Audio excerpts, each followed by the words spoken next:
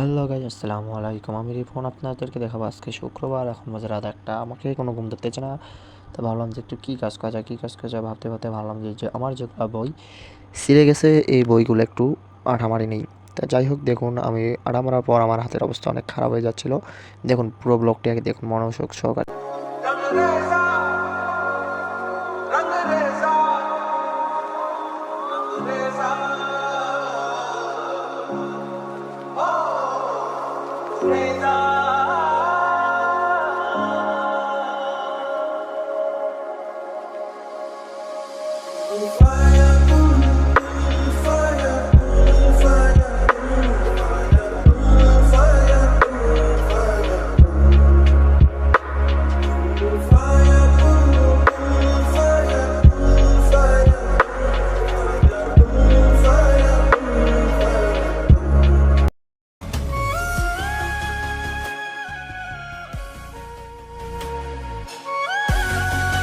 অবশেষে আমার আঠা মারা শেষ হয়ে যাচ্ছে। যাই হোক, এই ব্লগটি আজকের এই পর্যন্ত।